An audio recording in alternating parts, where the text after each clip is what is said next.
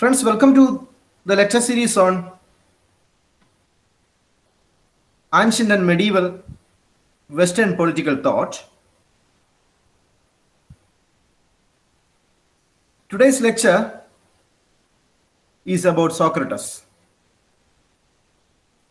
We will be covering Socrates and his life, the Socratic problem,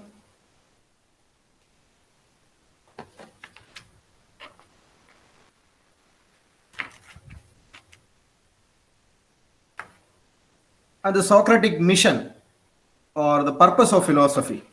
Purpose of Socratic philosophy, the method of Socrates, and if time permits, we will also talk about a little bit about Socratic trial. Not in this lecture. Today, we will try to be familiar with the life of Socrates.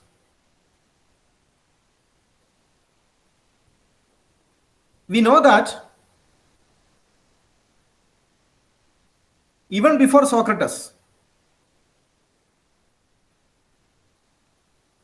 the Greek world was famous for philosophy. And we knew right from the 6th century BC philosopher Thales of Miletus, a group of people who are said to be natural philosophers emerged in the Greek world. However, one problem that remained with them was the lack of consensus among the theories about the nature they proposed. And historians account that this problem in Greek philosophy was resolved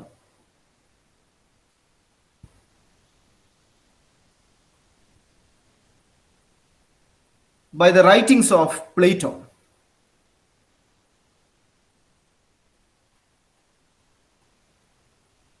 And Plato wrote about philosophy in 4th century BC. And Socrates, it was estimated that lived in 5th century BC.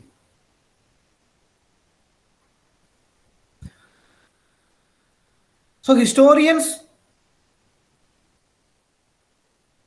and commentators on political philosophy agree that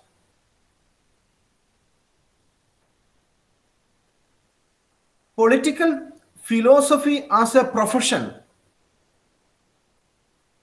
as an organized thinking process, as an activity in which logic was used to explain phenomenon in the nature, originally attributed to Plato. However, what Plato did was that he used to talk about his teacher, and his teacher was Socrates. Therefore, the world considers Socrates as the first and original logical philosopher who was born in the ancient Western Greek world. So we can, without doubt, assume that Socrates was the most profound and most logically convincing philosopher in ancient Greece. But one problem remains with Socrates. What is that? Friends, the problem is that the serious problem with Socrates is that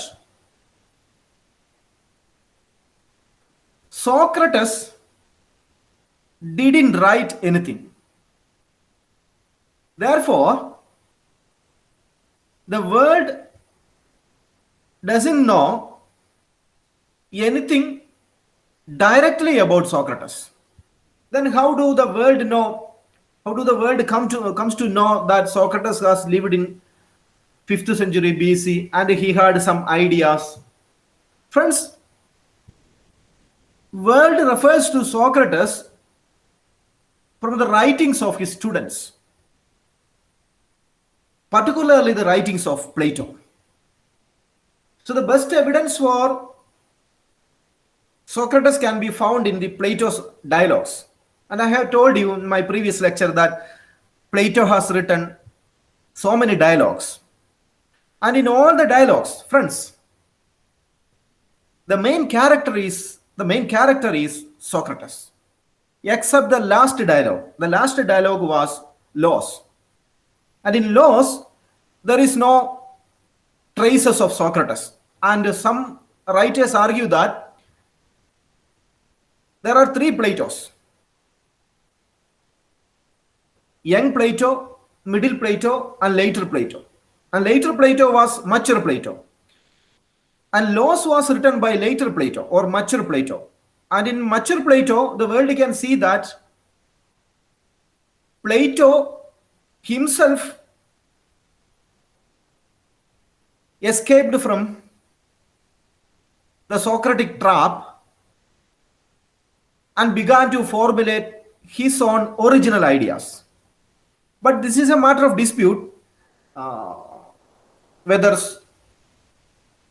Socrates used Plato as his mouth or Plato was an original thinker. This is basically a matter of great dispute, and this issue, this far not resolved in Western political philosophy, not Western political philosophy, generally in Western philosophy. This question is not resolved.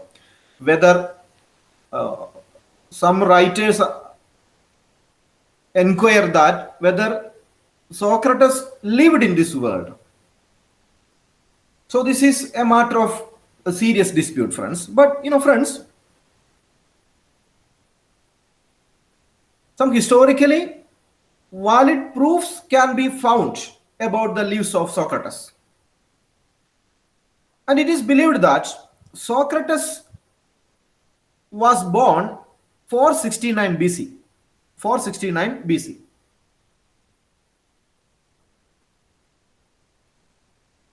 And some writers record it as 470 BC. For example, I am using this. I have shared this file with you in Google Classroom. This was written by George Klosko. I have shared it with you in the Google Classroom. I am referring George Klosko's writing. But some other writers point out it as 469 BC. But anyway, Klosko says it is 470 BC. And he was born in Athens. And Socrates spent most of his life or his entire life in Athens.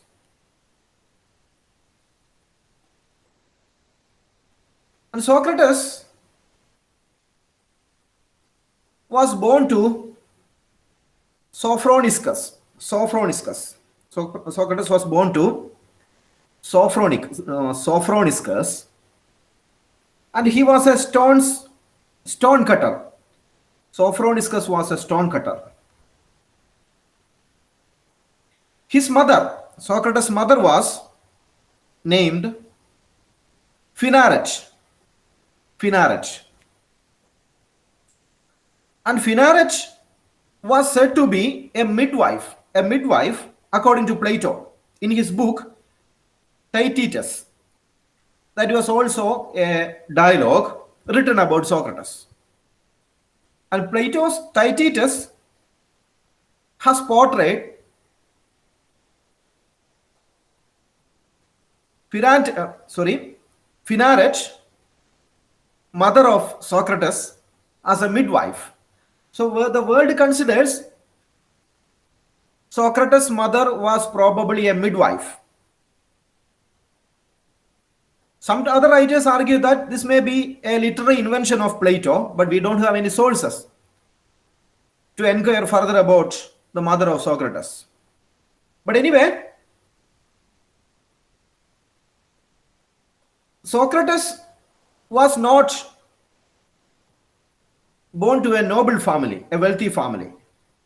And also he was not that poor. But when it comes to Plato, Plato had a noble background. He was born to a very aristocratic family. But Socrates was not. Socrates was an ordinary man, an ordinary Athenian citizen. But Plato was not.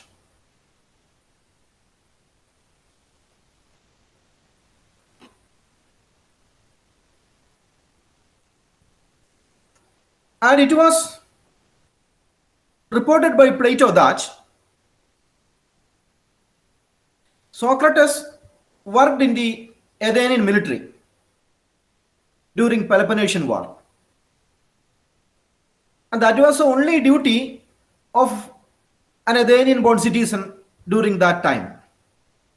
All adult male was expected to take part in the military service, and military service was almost compulsory. And Socrates took part in the Peloponnesian War.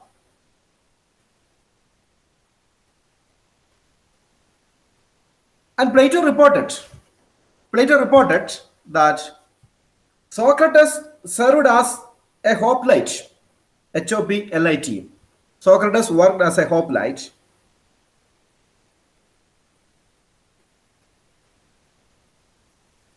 Sometime around 430 BC,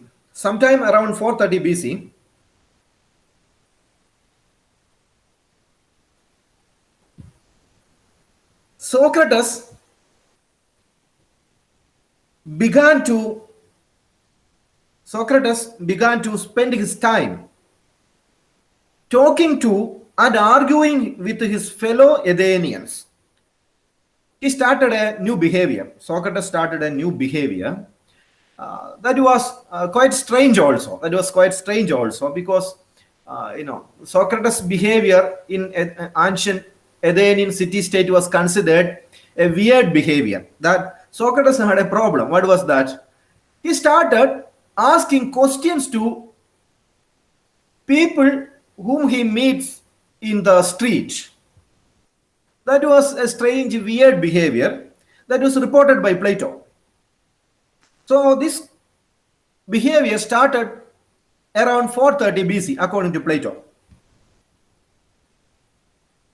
And he started asking questions to fellow Athenians about what is beauty, what is friendship, what is love, what is virtue, what is life. These kinds of tough questions, or otherwise called fundamental philosophical questions. What is beauty? A fundamental philosophical question. Or what is life? What is friendship? What is love? These are all fundamental philosophical normative questions. There are no measurable, quantifiable answers to these questions. These are not empirically answerable questions. What is life? We can't empirically provide an answer. And Socrates started asking these kinds of questions to fellow Athenians by 430 BC. And the precise nature of this activity by Socrates was reported by Plato in the book Apology. In his Apology, that was a dialogue in which Socrates was engaging in discussion with strangers. By the year 423 BC, Socrates became so notorious in ancient Athenian city. Socrates, by 423 BC, became a notorious person in ancient Athens. And Aristophanes, a writer of those days, Aristophanes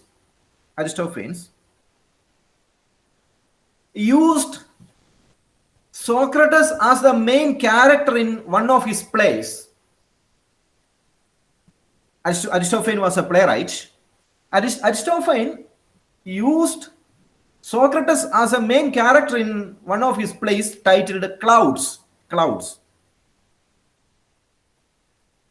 in which Socrates stands in support of the sophist. And Aristophanes satirically portrayed Socrates as a disrespectable or disreputable character who investigates trivial scientific questions. So Aristophanes considered Socrates as a sophist in his play titled Clouds. And in that play, Socrates was portrayed as a person who investigates trivial or silly scientific questions. And friends, after the Peloponnesian War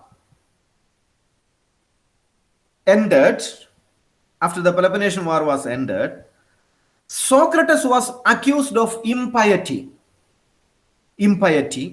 and corrupting the young people, because he was able to attract so many young Athenians to his side, because he used to ask questions to young Athenians, and Athenians, particularly young Athenians, started get interested in what Socrates were talking about.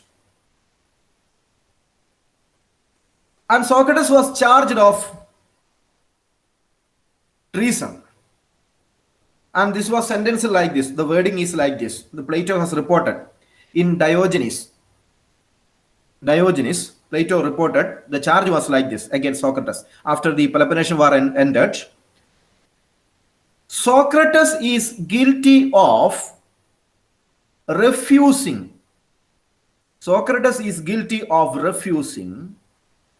to recognize the gods recognized by the state and of introducing new deities. He is also guilty of corrupting the youth. The penalty demanded is death. Friends, this is an important turning event in the history of philosophy, because a philosopher or an ordinary person is being accused of treason. And what is the reason? The reason is that that particular person started indoctrinating young people and started teaching them how to question authority. And that's why Socrates was considered to be the first human being in the whole history of the world who became a martyr of freedom of speech. He was the most courageous person. He was considered to be the most courageous person ever in the history of human world. So these were the official Athenian charges against Socrates after the end of Peloponnesian War.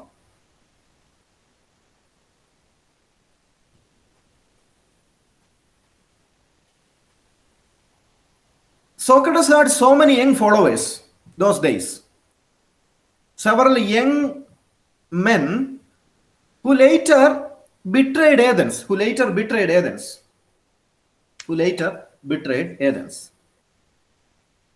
Particularly Alcibiades,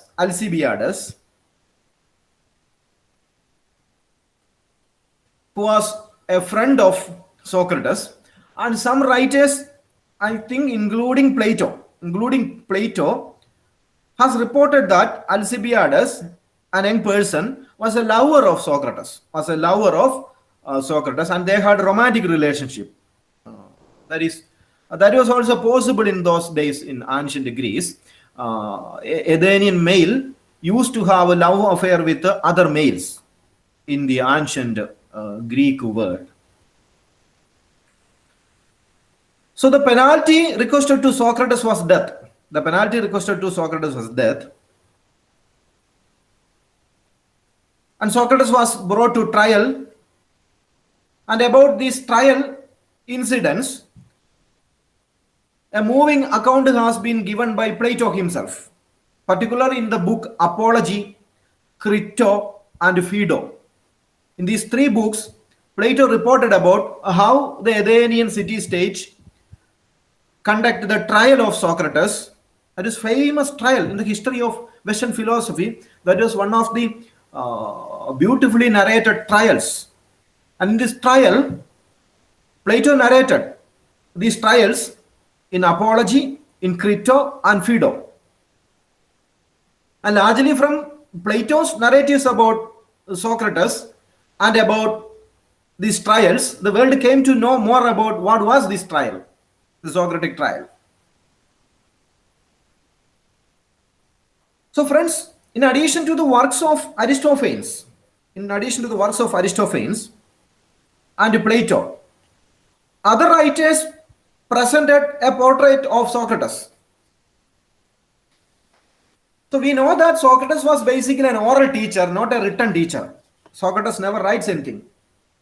So therefore, one problem with Socrates was that Socrates' identity as a philosopher is much difficult to establish. Socrates' identity as a philosopher is very difficult to establish. Why? Because he wrote nothing. As I told you, he wrote nothing. And friends, what we know of his ideas and methods comes from his contemporaries and his disciples. Okay.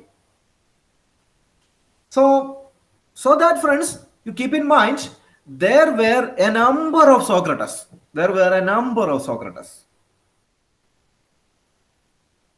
And we don't know which one is the real Socrates. Because the followers of Socrates has written about, his disciples, including Plato and Aristophanes, has written about, and his contemporaries had written about. And all these works put together in the history of Western philosophy are known as Logoi Socraticoi. Logoi, L-O-G-O-I, Socraticoi, S-O-K-R-A-T-I-K-O-I, or Socratic accounts, otherwise called in English translation Socratic accounts. That means what we are reading from this Logoi Socraticoi is not the historical Socrates, but literary Socrates. That is, the world has no clarity about whether a particular account is a literary Socrates or a historic Socrates. But Plato's account and Xenophon's account, Xenophon also was a student of Socrates. Plato was also a student of Socrates. And Plato's account and Xenophon's account are the most surviving accounts of Socrates. I mean, Logoi Socraticoi. The most surviving Logoi Socraticoi is the one from Plato and from Xenophon. So the two philosophers upon whom the world heavily depends upon for understanding Socrates was Plato and Xenophon, as I told you. Other than Plato and Socrates, as I told you, several other writers had written about Socrates. For example, as I told you, Aristophanes, a playwright. Then Aristotle himself. Aristotle has also written about Socrates. So, friends, the Socratic problem first became pronounced in the 19th century. In the 19th century, the Socratic problem became a pronounced problem in the Western political philosophy, in the Western philosophy. And this problem was raised by the influential work by the writer Frederick Schleiermacher. Frederick Schleiermacher, Friedrich. Frederick Schleiermacher, Schleiermacher.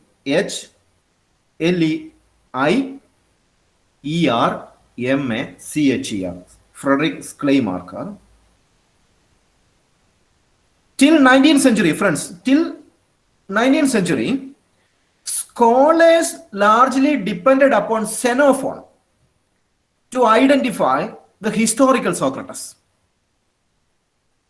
Scholars largely depended upon the writings of Xenophon. Xenophon was also a famous student of Socrates, who had written voluminously about Socrates. And the world heavily depended upon Xenophon to know and to identify the identity of Socrates.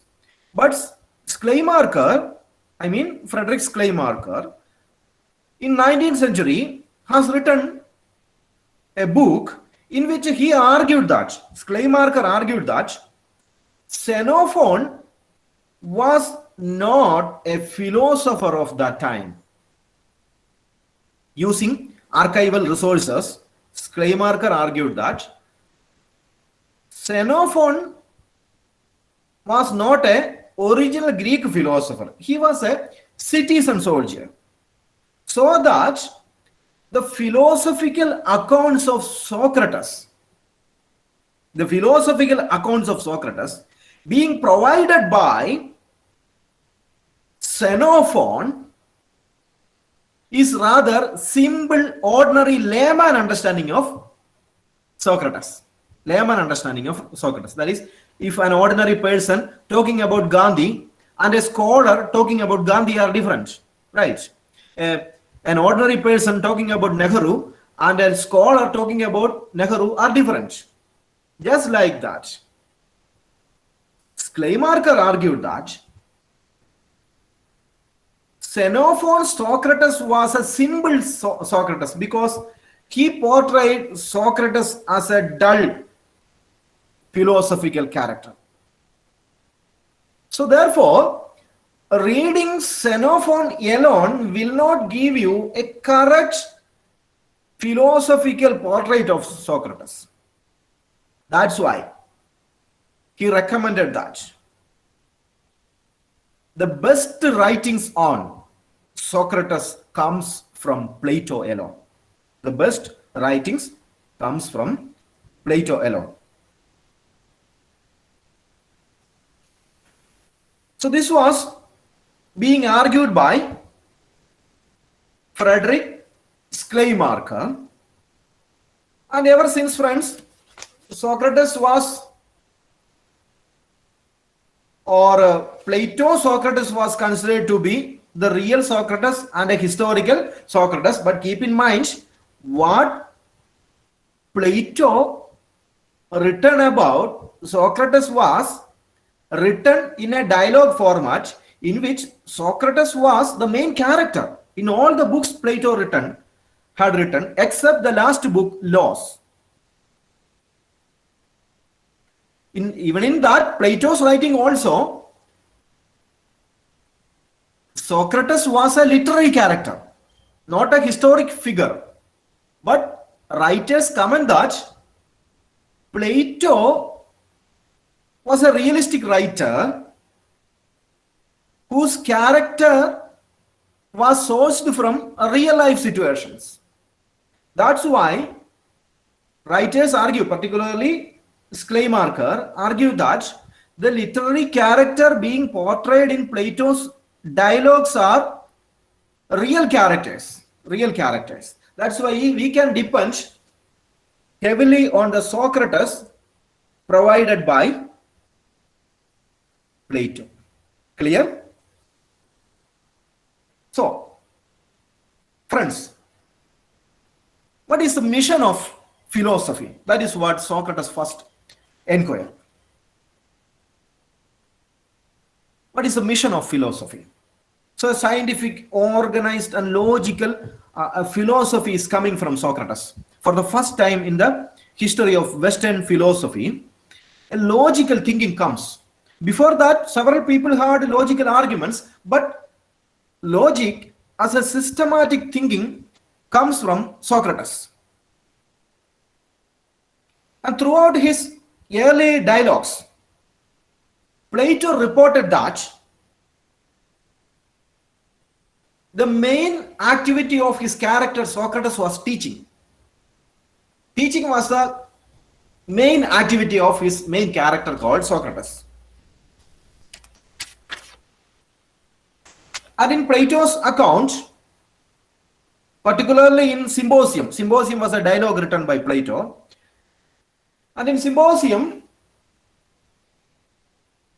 Plato says that Socrates was remarkably an ugly person, a very ugly person, with a snub nose, protruding eyes, large belly. And Plato reported funnily that Socrates walked like a marsh goose.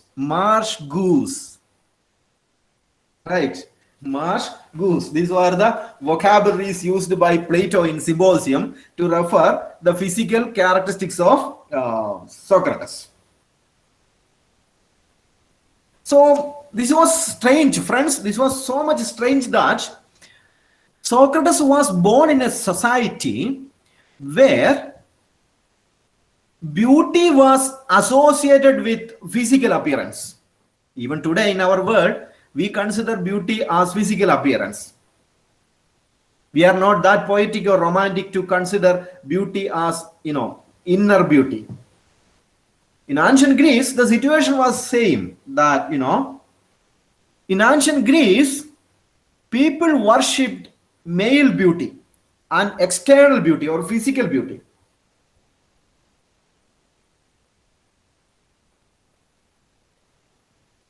But what happens to Socrates? In Plato's Symposium, the main character Socrates was exothalmic, that is protruding eyes, that is his eyes were bulged.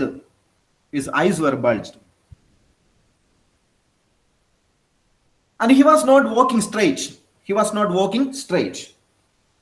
always, walking sideways like Mohanlal. One side, little bit, a slope. And he got a snub nose. And Plato funnily reported that in Symposium, his main character, Socrates, was looking more like a pig. More like a pig. And also he had a pot belly.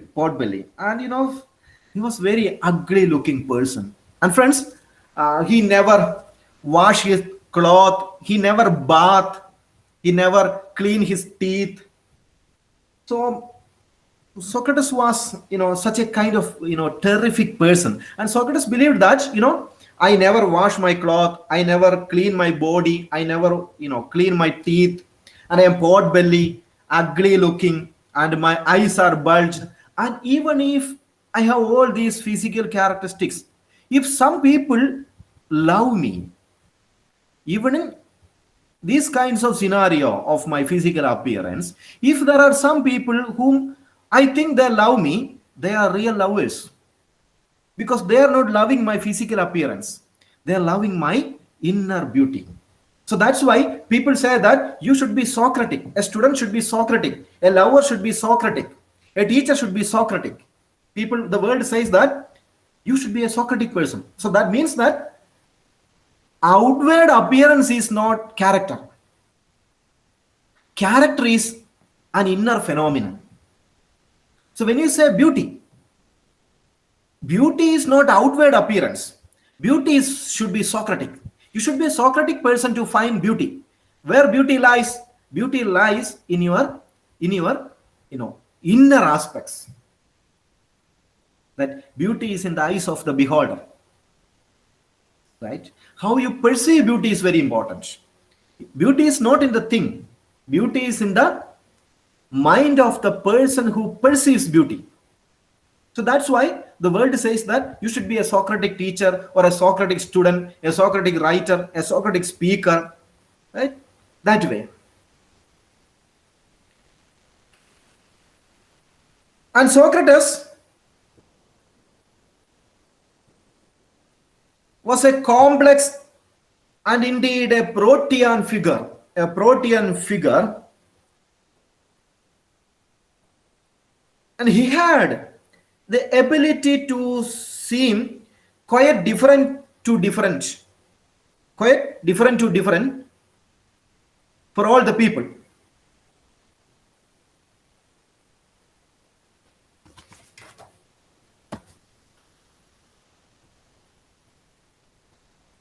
Socrates did not engage in scholarly philosophical investigation, friends. That's why commentators argue that Socrates brought down philosophy from sky. Before that, philosophers were looking at sky and understanding what is in the nature. And it was Socrates, exactly, who brought down philosophy down to the street. That's why it is said that Socrates did not engage in scholarly philosophical investigations. Socrates simply passed his time talking to people, particularly to strangers. That was his pastime activity, right?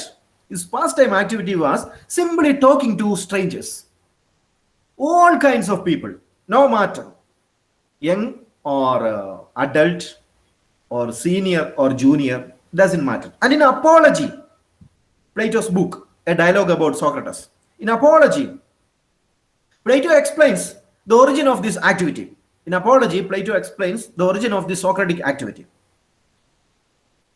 Plato says that this activity of Socrates began when the friend of Socrates called Chirophon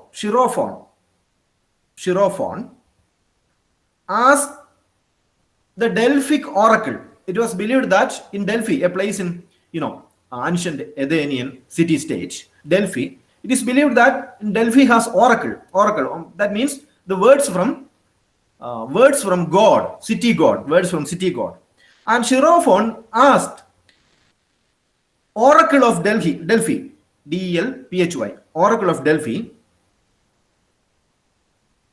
who is the wisest man in the world?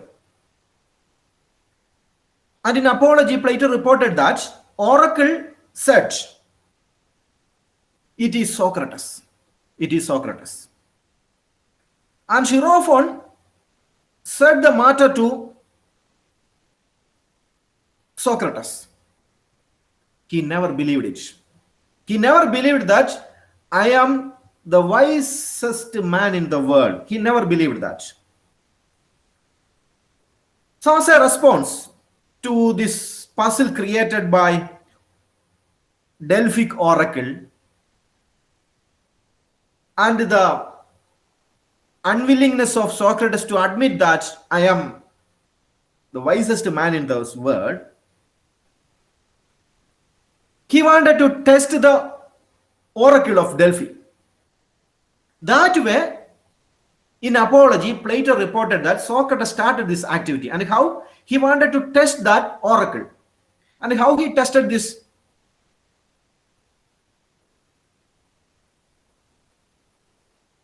In Apology, Plato reported that Socrates first walked to politicians. He walked to politicians and started asking some questions to the politicians. But after asking politicians about some questions, Socrates came to the conclusion that, you see, these politicians are liars. All the politicians are liars. They never speak truth. Politicians never speak truth. They are liars. So Socrates came to the conclusion that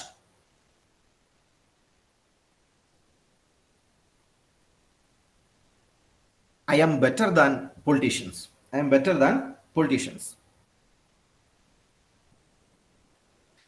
Then, even though he felt that I am better than politicians, Socrates was still not willing to believe the fact that he was the wisest man. Then in Apology, Plato reported that Socrates further began to ask questions to people, and he found a variety of people in ancient Athenian city-state, and he went to poets, and he said poets used metaphors, beautiful, flowery vocabularies. But what they speak is not truth. He used to meet writers of play like Aristophanes, and the same result. And he admit that all these people were reputed people. They were all wise people. But Socrates felt that there is a problem with all the people whom he met. What was the problem? You see, he had met so many people and he raised so many questions and there were no satisfactory replies. And Socrates concluded that, yet he concluded that, still, I don't believe that I am the wisest man. He met many kinds of varieties of people, and the replies to the questions he raised was not, that satisfactory. But yet, he is not convinced that he is the wisest man. But he concluded something. What was that? And this is a very important philosophical position in Western philosophy, friends. What was that? The very important philosophical position in Western philosophy. What was that? That those people whom Socrates met claimed that they knew something.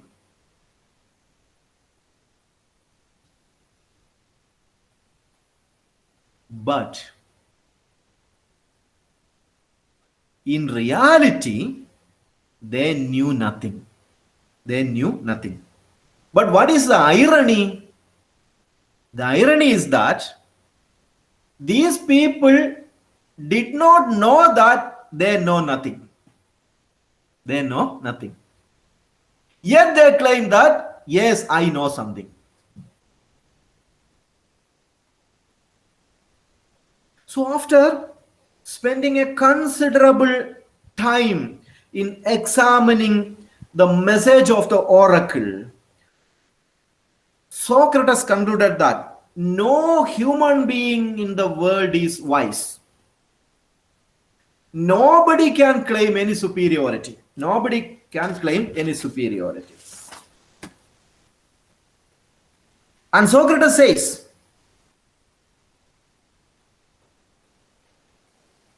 he was better than all the people he met. He was better than all the people he met. Why? Because this is a very important philosophical position, friends. This is called Socratic ignorance. He said that I know that I knew nothing. I know that I knew nothing. But what about the people I met? So I have simple ignorance. What is my simple ignorance? My simple ignorance is that I know nothing, and I know that I know nothing. So that is simple ignorance. And if I try, I will learn those things which I don't know. So ignorance is not a crime. Ignorance is not a crime. That you don't know something is not a crime. That we failed to understand that. We failed to understand that. So we were not able to learn properly that thing. It is not a crime. It is not an offense. It cannot be punished. It is a reality that we are not in a position to understand everything in the world. And it is not a crime. It is called simple ignorance. And when it becomes simple ignorance, when you realize that I don't know that particular thing and admit that I know nothing. But what about the people whom Socrates met? Those people whom Socrates met claim that they know something, but in reality, they don't know that particular thing. But yet they claim that they know. That means double ignorance. So Socrates argues, all the people in the world has a problem. What is that? They are confronting with the double ignorance. All the people, friends, all the people in the world will have this problem. That is double ignorance. What is double ignorance? Double ignorance is the situation that we claim we know, but we don't know. We claim we know. That's the first ignorance. We claim we know, that you don't know actually that. And second point is that we claim that we don't know. So second, ignorance. And we never realize that we don't know. So what is the best knowledge in the world? Best knowledge in the world is that situation in which you realize that you don't know. You realize that, I don't know something. That is the best knowledge in this world. And this is called Socratic ignorance. Socratic ignorance. Or Socratic ignorance is sometimes called simple ignorance. And simple ignorance is to be distinguished from double ignorance. Simple ignorance. What is simple ignorance? Simple ignorance is being aware of one's own ignorance. That you should be aware of your own ignorance. You should be aware of your own ignorance. And what is double ignorance? Double ignorance is that scenario, not being aware of one's ignorance, that you are not being aware of your own ignorance while thinking that you know something. You know something is your second ignorance, and your first ignorance is that you're not being aware of your own ignorance.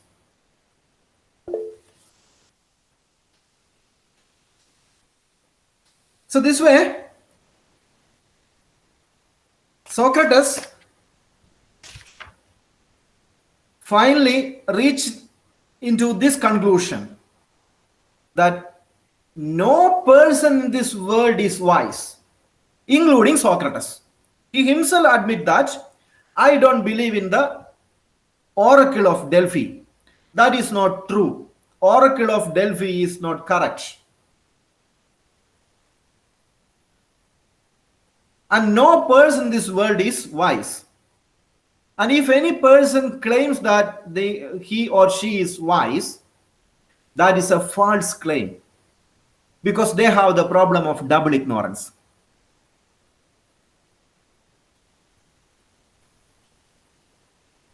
So it was a mission of Socrates to teach people that they are ignorant. Friends, Socrates argued that the activity of a philosopher is very simple. What is the activity of a philosopher? A philosopher is to teach people about their ignorance. And who is the wise man? The wise man is the one who knows his ignorance, and the wise man is the one who let other people to know of their own ignorance.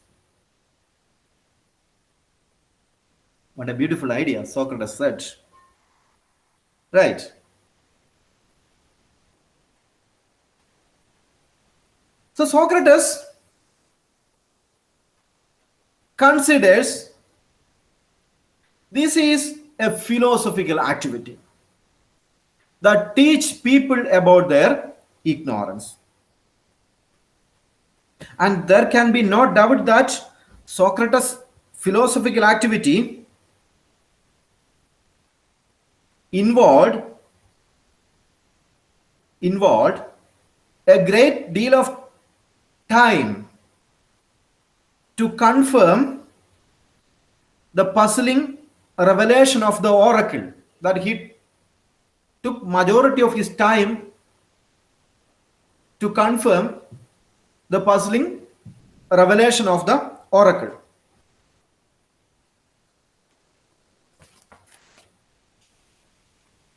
So now, friends, we are going to talk about some of the important ideas for which Socrates was famous for. Some of the ideas for which Socrates was famous, and this point I have told you is about Socratic ignorance, that is the mission of philosophy or the mission of philosopher or philosophical activity. And our next lecture will be about some of the important ideas associated with Socrates.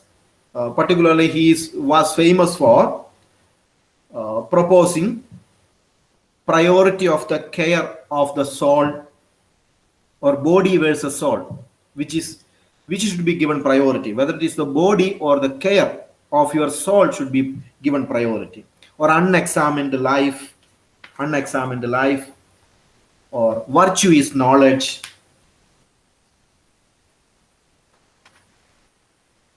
And Socratic method, Elenchus, this is called Elenchus. And these things, friends, we will talk in the next lecture. We will talk it in the next lecture. And now the floor is open for discussion, friends.